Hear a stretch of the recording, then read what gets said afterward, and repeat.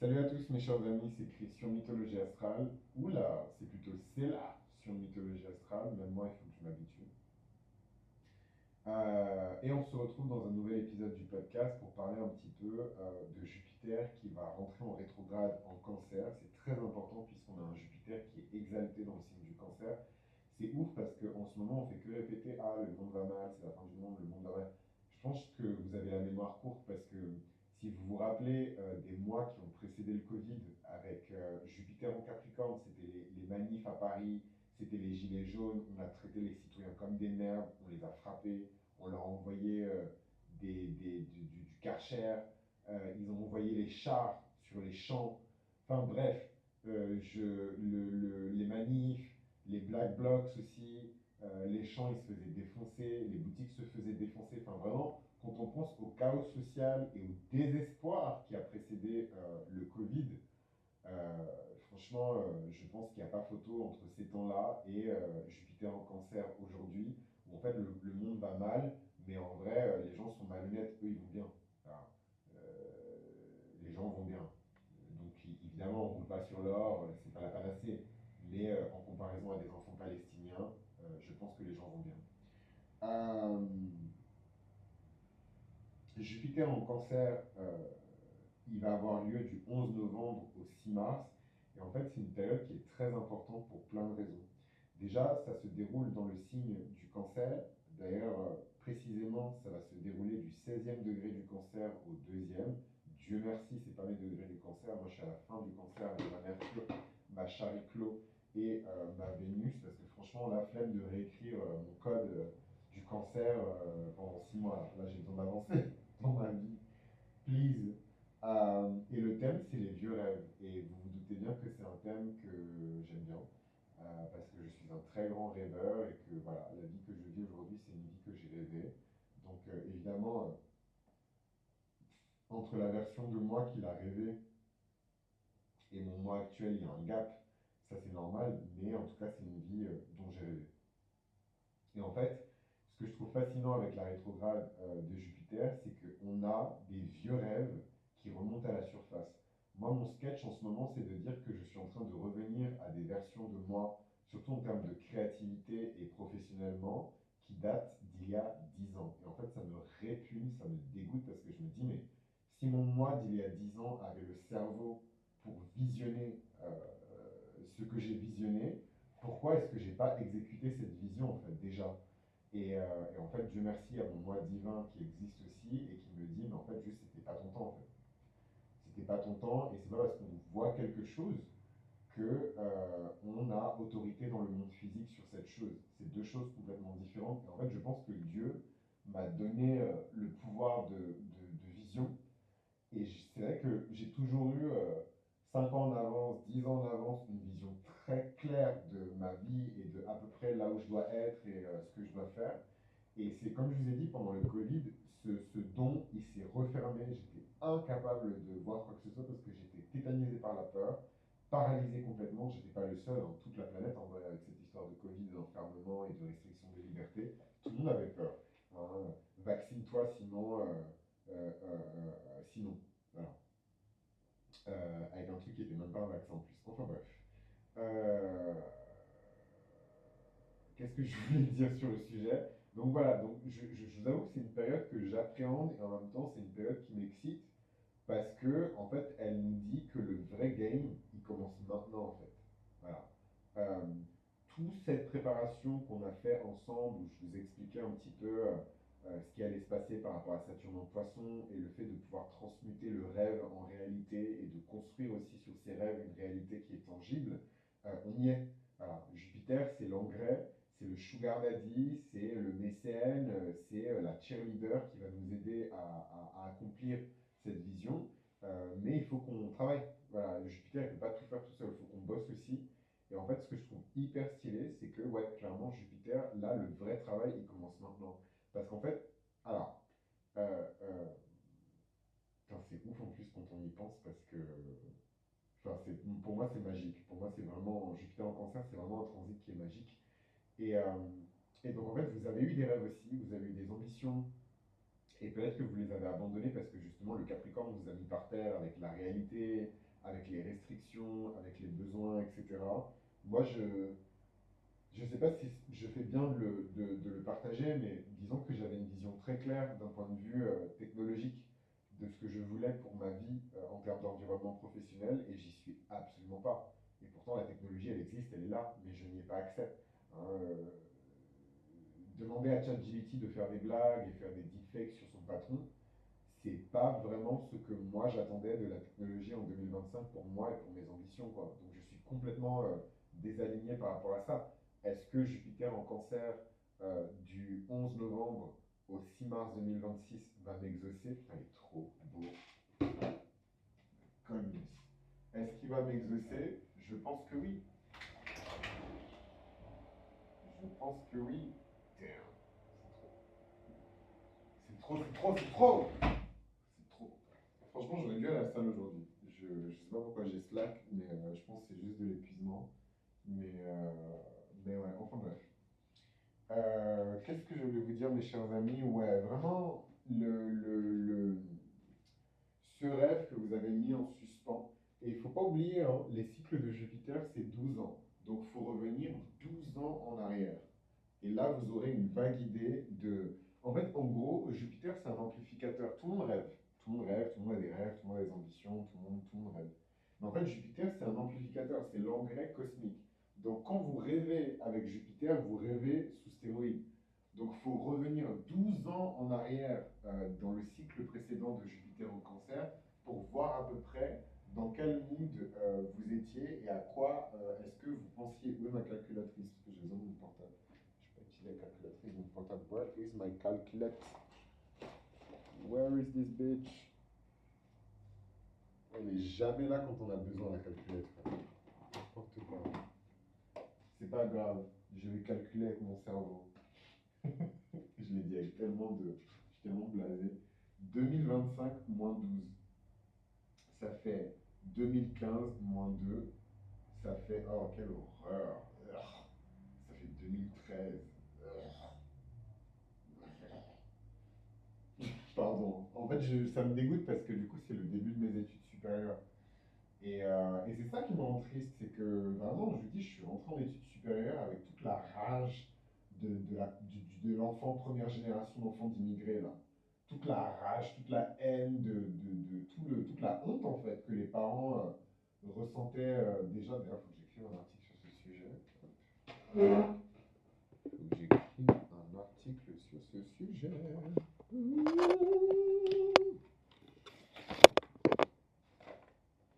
Ah ouais, et même ça, je sais pas si je devrais en parler publiquement, mais je me suis remis à écrire des articles.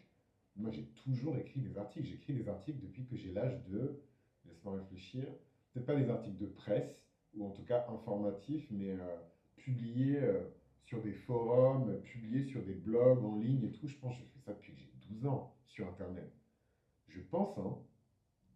Et en fait, là, je suis en train de revenir vers ça. Genre, hier, je suis parti réouvrir mon compte Medium. Mon compte Medium, il a été créé quand? Je vais vous dire ça de suite. Where is this bitch?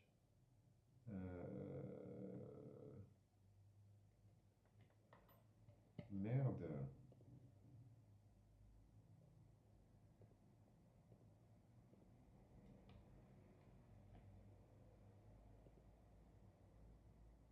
Non, mais c'est abusé. En plus, je regarde les gens que je suivais sur Medium à l'ancienne, donc d'autres blogueurs, des auteurs et tout. C'était les années Périscope et tout. Ça fait trop longtemps. Bon, c'est pas grave. J'ai pas l'info, mais je pense que ça fait genre 15 ans. Easy. Genre, ça fait 15 ans, je pense. Donc ça veut dire qu'à 15 ans, j'étais déjà sur Medium. Enfin bref, on s'en fout. Tout ça pour dire que, juste pour vous donner un exemple, comme ça vous pouvez le refaire chez vous. Donc moi, il y a 12 ans, je rentrais dans mes études supérieures et j'étais vraiment rempli de rêves parce que j'avais enfin réussi, enfin c'est ouf, je suis presque ému, j'ai enfin réussi à me casser de chez moi, j'avais mon propre appart, j'avais la formation que je voulais, et ça c'était vraiment très important pour moi parce que je pense que c'est ma personnalité, vous pouvez le voir aujourd'hui, que j'adore enseigner, j'adore les études, j'adore apprendre. Mais en tant que première génération d'enfants d'immigrés en France, je pense qu'il y a quand même ce script où on te fait comprendre que si tu veux t'en sortir, tu as intérêt à faire des études et à avoir un parcours académique qui est excellent. Voilà. Donc ça ne veut pas forcément dire que ça va aboutir et que parce que tu as eu un parcours académique qui est excellent, tu vas percer. Mais il y a quand même ce truc où on se dit, voilà, la moindre des choses quand tu grandis en tant que première génération d'enfants d'immigrés en France, c'est de faire des études. Et du coup, c'était très important pour moi d'avoir les études que je voulais et de surcroît des études qui sont exigeantes. Et j'avais tout ce que je voulais. Voilà. Juste, j'avais pas de blé, j'avais pas j'avais pas de, j'avais pas de blé, j'avais pas de parents. Mais j'avais les études que je voulais, j'avais un appart, j'ai réussi à me casser de chez moi. Et ouais, et c'était mon retour de Jupiter. Je pense même que c'était, j'ai pas envie de raconter de la merde, non, excusez-moi, je me suis trompé, j'ai confondu le retour de Jupiter et le dernier cycle de Jupiter en cancer. C'est pas exactement la même chose. Le retour de Jupiter, c'est tous les 12 ans que Jupiter va revenir dans le signe dans lequel il se trouvait lorsque vous étiez né. Et la dernière fois que Jupiter était en cancer, c'est autre chose.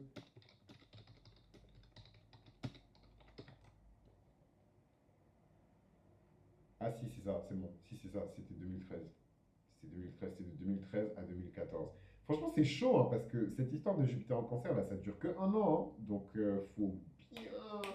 faut bien rêver et ensuite prier pour que le gars repasse sur les mêmes degrés 12 ans ou 15 ans plus tard et tout, pour qu'on voit un peu ce qui se passe. En tout cas, tout ça pour dire que là, techniquement, les rêves et les ambitions que j'avais pour moi en rentrant dans mes études supérieures, je ne dis pas qu'elles sont censées devenir réalité, mais Jupiter est censé me donner un coup de pouce pour que je puisse les concrétiser et ensuite travailler dur pour pouvoir en faire une réalité. Avec le soutien évidemment de Saturne en poisson, qui est là aussi. Voilà. Tant qu'il est encore là, parce qu'il va bientôt repasser en bélier. Donc vous voyez, ça fait quand même une fenêtre qui est assez short pour pouvoir, entre guillemets, concrétiser ses rêves. Et en fait, j'aime pas cette expression de réaliser ses rêves.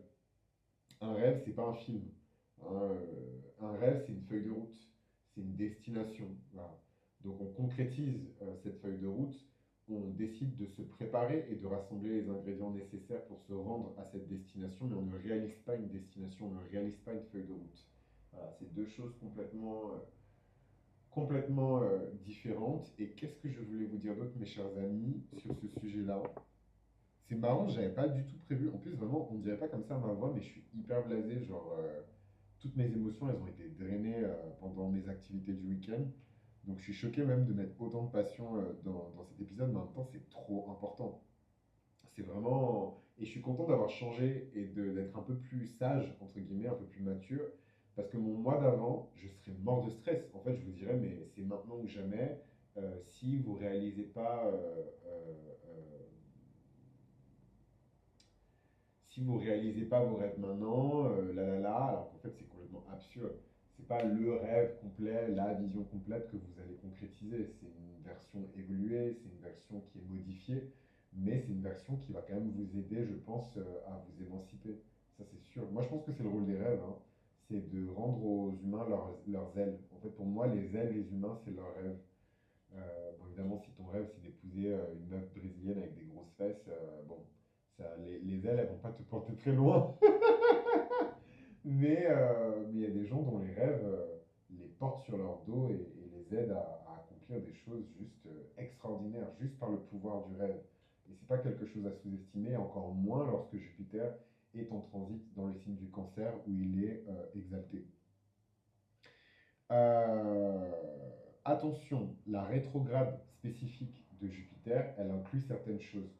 Elle inclut notamment le fait que Jupiter, quand il est rétrograde, si ces grands principes que je viens d'énumérer ne sont pas clairs et ne sont pas entendus et que les leçons ne sont pas appliquées intérieurement, il n'y a rien de chez rien qui va se manifester à l'extérieur. Jupiter en cancer, il parle de foi nourricière, il parle de protection collective, il parle de lumière, il parle de transmission familiale, il parle de mémoire culturelle et de rêves qui sont liés au foyer. Et encore une fois, je suis hyper ému parce que c'est tout ce dont je parle dans mes écrits en fait. Pourtant, j'ai pas Jupiter en cancer, mais je pense que c'est ma Mercure en cancer qui me pousse dans cette direction. Mais ça, c'est tout ce dont je parle. Identité, je parle de la grâce et de la présence de la grâce dans notre monde, des racines, du choc de l'identité, du sacrifice aussi de l'identité, de l'actualisation. Toutes ces choses-là, ce sont vraiment des thèmes qui sont très jupitériens. Maintenant, Jupiter, il est en transit. C'est pas votre Jupiter natal, sauf pour les personnes dont c'est le Jupiter natal. Donc ce Jupiter, il va aussi toucher à des sujets qui sont connexes et qui sont très importants. La notion de foyer, la notion de nation et d'État et la notion de sécurité affective. Donc c'est vraiment une rétrograde pour moi de la prospérité émotionnelle. C'est aussi une rétrograde de la prospérité nationale. Je sais que c'est un sujet qui n'est pas très woke et Gen Z friendly, puisqu'on est tous des citoyens de l'univers et les frontières n'existent plus, etc.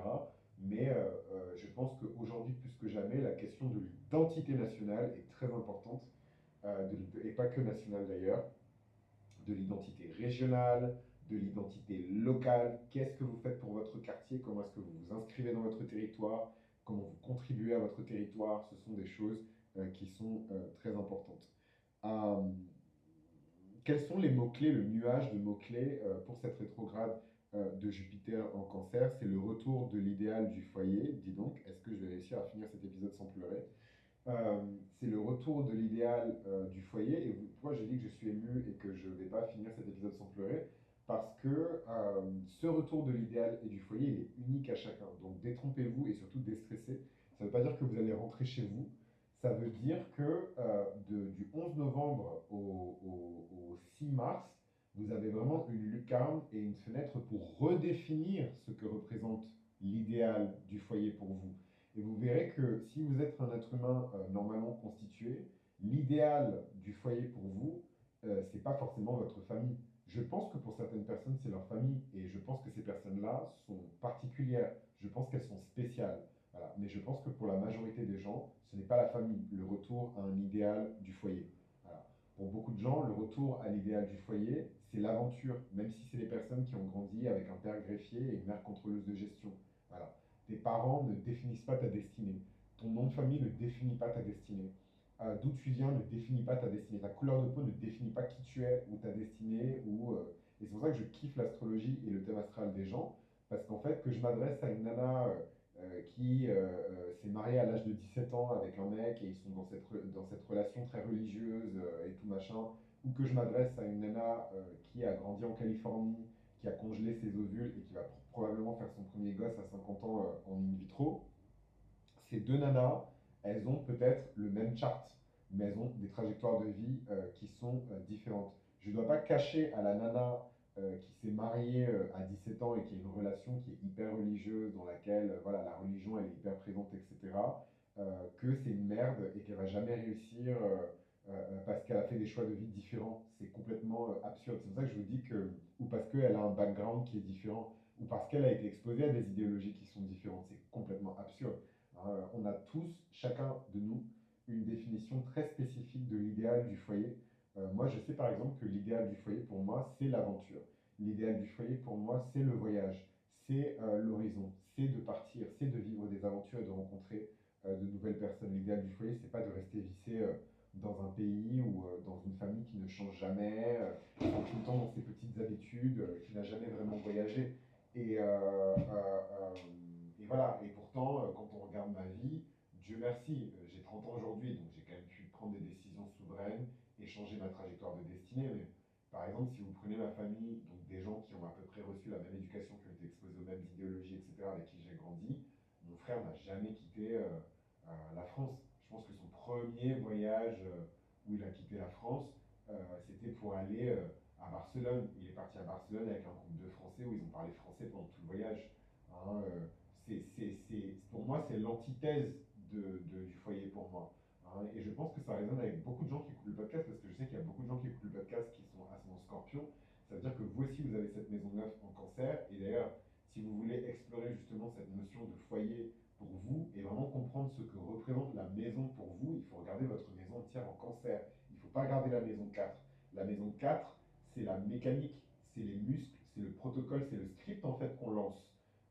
Mais l'identité, la teneur, la substantifique moelle qui représente votre idéal du foyer, c'est la maison entière en cancer. Et cette maison entière en cancer, pour chaque ascendant, elle est différente. Et si vous êtes curieux justement de savoir comment cette rétrograde de Jupiter en cancer va affecter votre maison entière en cancer, ben, n'hésitez pas à rejoindre Patreon parce que c'est là-bas que je vais mettre commentaire d'éphéméride pour ce transit de Jupiter en rétrograde en Cancer. Et vous verrez qu'en fonction d'une maison en Cancer qui est la maison 6 et d'une maison en Cancer qui est la maison 12, c'est pas du tout la même réalité et c'est pas du tout le même retour à soi. Bref, je me suis égaré, mais en même temps pas trop. Les mots-clés, c'est le retour de l'idéal du foyer. C'est très puissant ça comme image. Attends, je suis désolé, je suis obligé de prendre des notes parce que je m'inspire moi-même. Putain, ça se voit, on est en saison du scorpion, hein. Scorpion-lion, là, conscience, confiance, confiance en soi. Je m'inspire moi-même. Voilà, j'ai l'air très intelligent quand je dis ça. Idéal, retour de l'idéal du foyer. Et c'est dingue parce que j'ai toujours été un auteur, j'ai toujours été un penseur, j'ai toujours été un blogueur, j'ai toujours été quelqu'un qui partage son opinion. Et, je comprends pas pourquoi j'ai arrêté parce que c'est comme ça que je me suis fait mes meilleurs amis, c'est comme ça que j'ai rencontré des gens de ouf, c'est comme ça que j'ai eu mes premiers jobs parce que je faisais des choses sur internet. Et bon, je pense que c'est la vie, je pense que c'est la vie, c'est l'existence, c'est les expériences, mais clairement je vais revenir je vais revenir dans mon blogueur bag, je vais revenir dans mon journalistic bag parce que it's time to tell the truth. Et en fait, je sais que je peux avoir une voix, alors non pas mes cordes vocales, mais ce que je dis et ce que j'exprime et les sujets dont je parle, je peux avoir une voix qui est très tranchante quand je parle. Mais franchement, vous n'avez encore rien vu sur ce que j'écris et je pense que vous pouvez déjà le voir par rapport à l'onglet communauté sur la chaîne YouTube. Entre les articles que j'écris et ce que je dis, il y a un gap. Alors, je ne dis pas forcément que je pense que c'est juste deux variantes de la même voix, parce que je ne suis pas deux personnes à l'intérieur de moi-même. Mais il y a une différence. Je trouve que quand j'écris, je suis beaucoup plus perçant et tranchant que quand je parle. Voilà. Et donc là, mon challenge personnel, ça va être de réconcilier justement ma voix orale, ma voix écrite en tant qu'auteur d'essais, de blogs, d'articles, etc., de non-fiction, documentaire, machin, et ma voix de fiction. Voilà. Il va falloir réconcilier les trois. Et je pense que c'est seulement en réconciliant les trois que je vais réussir à matérialiser cette vision du rêve jupitérien en cancer que j'avais. Et ce que je dis pour moi, en fait, c'est valable exactement de la même manière pour vous, puisque je vais m'appuyer sur Saturne en poisson, tout comme vous. Je vais m'appuyer sur Jupiter en cancer, tout comme vous. Et je vais également m'appuyer sur le reste du chart, tout comme vous. Voilà, et donc j'avais même pas prévu que l'épisode il dure aussi longtemps, mais juste très rapidement, la fin des mots-clés, on va avoir la protection émotionnelle contre l'exil intérieur. Donc ça c'est vraiment un sujet qui va arriver, et ne vous inquiétez pas parce que je vais publier aussi des articles sur le sujet qui vont vous abreuver. Et ensuite, on a la question des vieux rêves d'enfance, de l'art, de la maternité et de la paternité. Bon, ça, je vous avoue que c'est la partie qui me fait le plus flipper parce que vous savez pas de quoi la vie elle est faite et en fait, demain, il peut se passer un truc et vous vous retrouvez à adopter le gosse de votre frère. Voilà. Donc, Dieu merci, mes frères, ils n'ont pas encore de gosses, mais voilà, je me méfie quand même de trop de fertilité, tue la fertilité. Euh, c'est le retour aussi au premier plan des anciennes dettes familiales ou des promesses familiales, notamment celles qui ont été faites en 2012-2013. Et moi, je sais qu'en 2012-2013, mais j'étais complètement dans le script de l'enfant d'immigré, hein.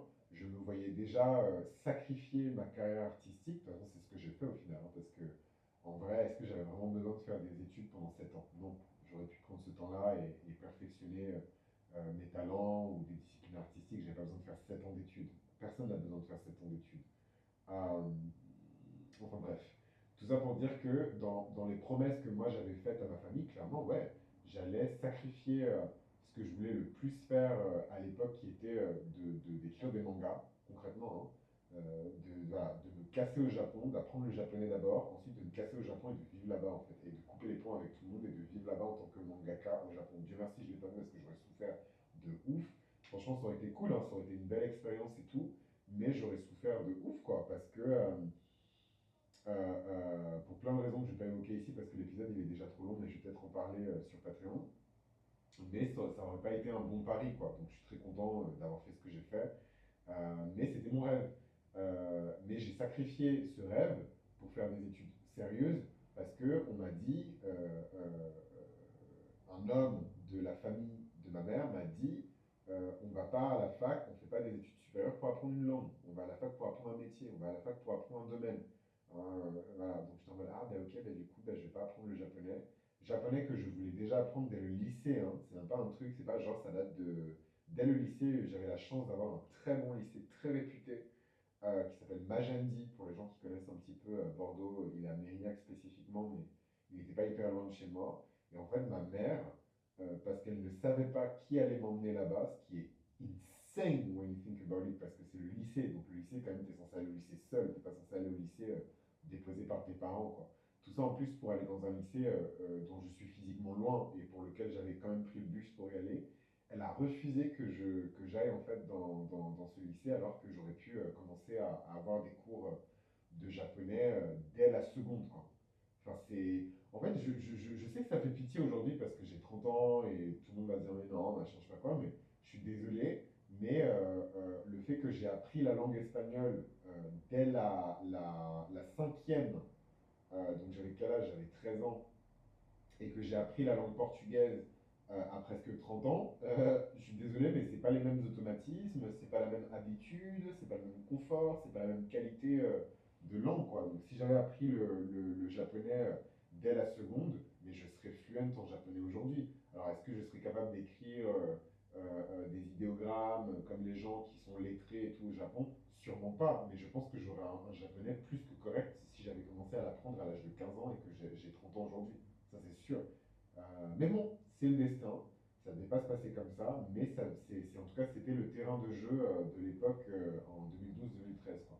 Et je me souviens qu'à l'époque, je m'étais dit, fuck it, je vais sacrifier mes rêves, mais je sais que je les sacrifie pour quelque chose de plus grand. Et dans ma tête, j'allais faire une carrière en fait dans l'édition, trouver un très bon métier qui paye très bien, et j'allais donner une partie de mon salaire à ma mère. Voilà. L'idéal familial, pour moi, c'était ça. C'était de gagner des sous pour pouvoir les donner à ma mère et pour pouvoir les envoyer au bled pour aider ma famille, parce que nous, on est la partie de la famille qui avons pu s'installer en France, et eux, ils sont restés là-bas. Du coup, nous, on est condamnés à vivre pour eux jusqu'à ce qu'eux aient une vie décente, quoi.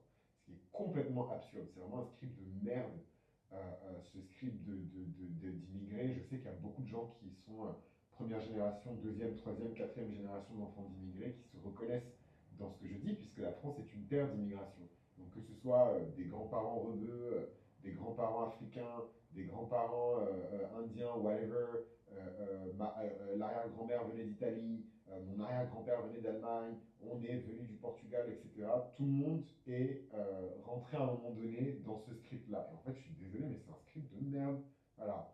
Donc ça va être intéressant, hein, vraiment. Ça va être très intéressant ce qui va se passer dans les prochains mois parce qu'on aura un vrai choc des titans et je pense que vous pouvez déjà le sentir. Il y a beaucoup de familles qui se désagrègent, il y a beaucoup de gens qui sont plus d'accord avec le script familial, ils ne sont plus d'accord avec le fait d'être sacrifiés sur l'autel de la famille, et en fait, ils vont exprimer leur mécontentement. Moi, je ne dis pas que je suis en train de me délecter de ça et de savourer cette espèce de chaos familial qui est en train de régner. Évidemment que je suis en train de rigoler. J'ai Lilith en gémeaux, donc évidemment qu'il y a une partie de moi qui rigole. Il y a une partie de moi qui est un peu Chucky, la poupée bizarre. Mais voilà, je sais aussi que c'est un mal pour un bien. Il y aura beaucoup de destruction, il y aura beaucoup de douleur, mais à côté de ça, il y aura de belles renaissances et de belles choses qui vont se faire. J'avais vraiment pas prévu que l'épisode il dure aussi longtemps, mais c'est des sujets qui sont tellement importants pour moi et je pense que vous pouvez l'entendre à ma voix.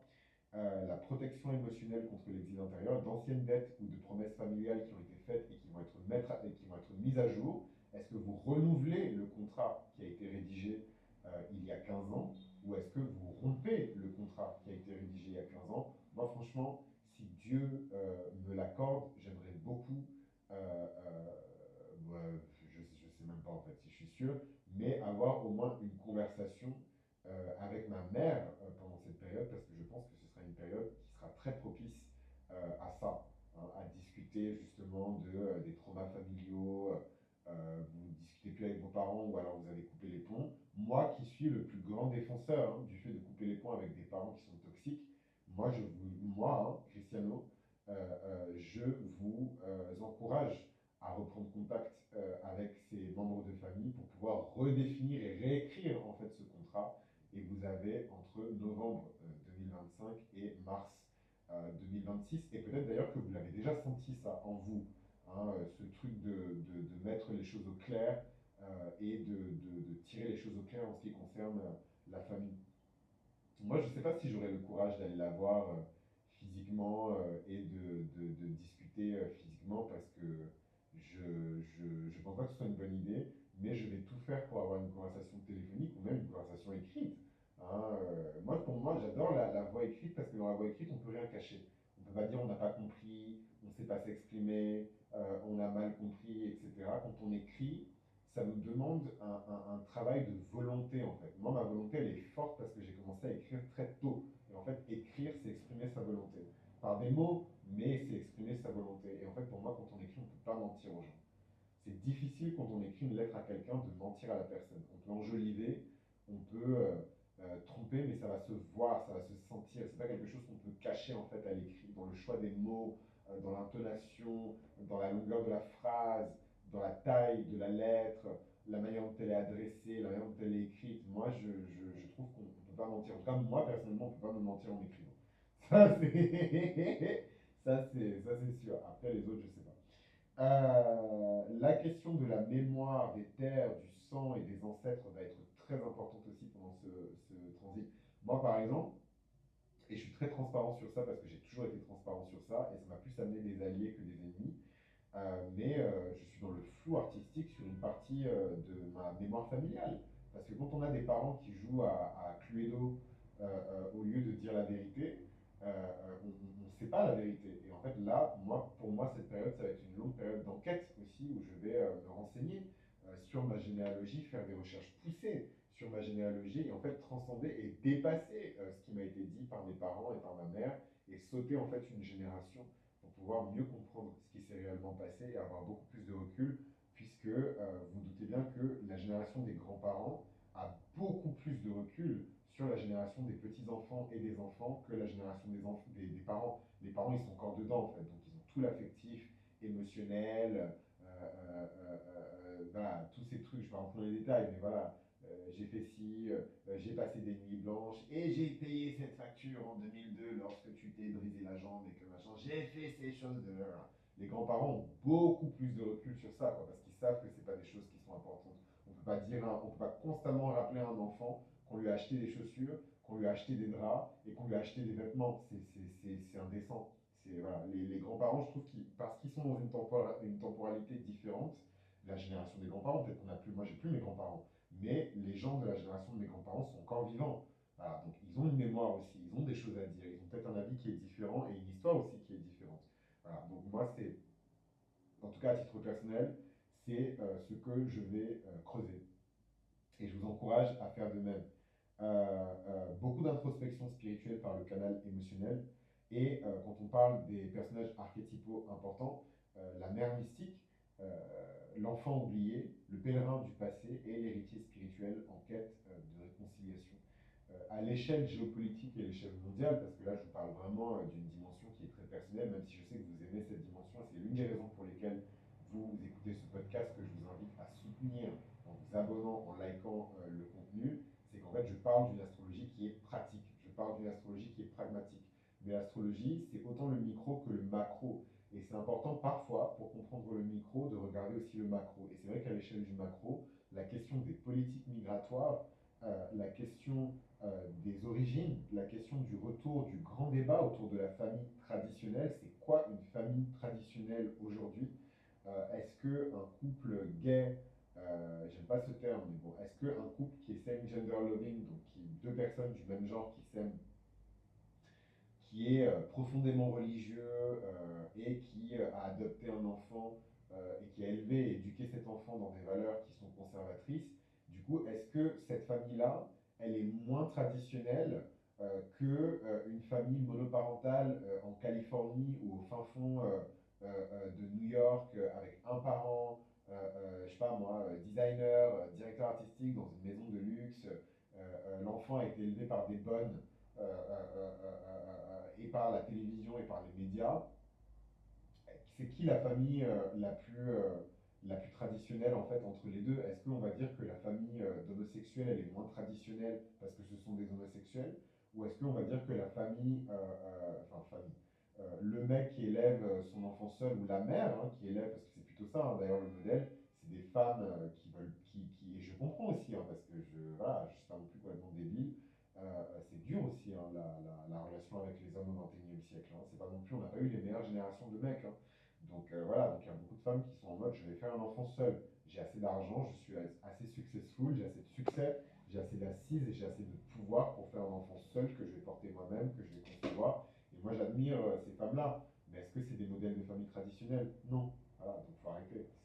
Faut arrêter. Alors, est-ce que c'est des modèles de famille traditionnels? Non. On ne peut pas dire qu'une femme, juste parce qu'elle a porté le bébé et qu'elle a fait l'enfant seule et qu'elle décide de l'élever seule, et c'est un choix de ne pas se marier, de ne pas avoir deux parents, etc. Est-ce que cette femme-là, elle est dans un modèle de famille qui est traditionnel par défaut parce que c'est une femme hétérosexuelle? Non. Voilà. Donc je suis content qu'on arrive dans ces temps parce qu'on va vraiment secouer en fait la notion qu'on a de tradition dans la famille, la notion qu'on a de modernité et de progrès, et la notion qu'on a de tradition est faussée, elle est erronée. Voilà. Ce n'est pas parce qu'on a deux parents qui sont de cultures différentes qu'on est automatiquement le porte-drapeau du progrès. Voilà. C'est parce que ma mère, elle est blanche et que mon père, il est sénégalais, que je suis automatiquement Malcolm X ou Martin Luther King. Voilà. Non, j'ai juste deux parents qui viennent de deux cultures qui sont légèrement différentes. Et encore, c'est deux parents qui sont français, mais qui sont peut-être voilà, avec des colorations et des origines culturelles qui sont légèrement différentes. Et moi, j'en ai un peu marre de ces faux semblants, donc je suis très content de cette rétrograde de Jupiter en cancer. Quelles sont les réflexions personnelles qu'on peut inviter dans nos vies pendant cette période? Ce sont des questions. Qu'est-ce que je voulais bâtir avant d'être formaté? Enfin, j'ai des frissons. Quel rêve m'ont nourri avant qu'on me dise que c'était naïf? Qui suis-je quand je me reconnecte à mes racines émotionnelles profondes? Qui suis-je sans la performance émotionnelle héritée de mon milieu social? Hein. J'avoue, j'aurais dû lire mon script parce que c'est mieux dit que tous mes développements, mais bon, ça fait écho avec ce que je viens de vous expliquer un peu plus tôt, quoi. Et dans tous les cas, on va poursuivre sur ces sujets-là. Ce pas des sujets que je vais lâcher, c'est trop important. Vous en rendez pas compte, les gens, on vit des temps qui sont historiques. On vit des temps qui sont historiques. Et en fait, cette notion de banalité, ce désir de retourner à la normale, c'est un leurre. Là, c'est la marche en avant, en fait. On vit des temps qui sont historiques. Dans 100 ans, dans 200 ans, les gens vont écrire des articles sur nos vies, sur notre quotidien, sur comment on a tourné la page, comment on a survécu à la crise des opioïdes, comment on a survécu aux crises sociales, comment on a survécu aux crises sanitaires, comment on a survécu à la mort de l'art, comment on a survécu à la mort de la religion, comment on a survécu à la mort de Dieu, puisqu'ils essaient de tuer Dieu. En tout cas, ils pensent qu'ils ont réussi à tuer Dieu. Voilà, donc les gens écriront des articles sur nous et ils diront waouh, putain, mais les gens, ils avaient une foi de malade à l'époque. Tout était, tout était paramétré pour qu'ils fail, pour qu'ils échouent. Et en fait, les gars, ils se levaient quand même le matin, ils allaient travailler, ils faisaient leur truc, ils croyaient en leurs rêves. Voilà, donc on écrira des articles sur nous, mais il faut croire en nous d'abord. Donc tout ça, c'était Jupiter en rétrograde en cancer. De toute façon, à chaque fois que je parle de Jupiter en cancer ou du cancer, c'est toujours des contenus qui sont longs, j'arrive pas à faire court, mais là, bon, j'ai un peu le seum parce que j'avais pas prévu de faire aussi long. Mais ce n'est pas grave, c'est pour la bonne cause. Et comme je vous ai dit, si vous êtes vraiment intéressé et que vous voulez vraiment évoluer sur ces sujets-là, n'hésitez pas à réserver votre consultation sur mythologieastrale.com ou à rejoindre mes cours sur mythologieastralpremium.podia.com. Et moi, c'était Cella sur Mythologie Astrale, et je vous retrouve très vite pour le... Putain, vraiment, pour le prochain épisode, où on va parler de la grande conjonction super ghetto du Soleil et de Lilith en Scorpion. Ça fait très longtemps que ça n'a pas eu lieu, et une conjonction entre le Soleil et Lilith, et une conjonction entre le Soleil et Lilith en Scorpion. Donc j'ai hâte de vous en parler parce que c'est un gros morceau aussi et que c'est vraiment un événement qui va impacter beaucoup de monde.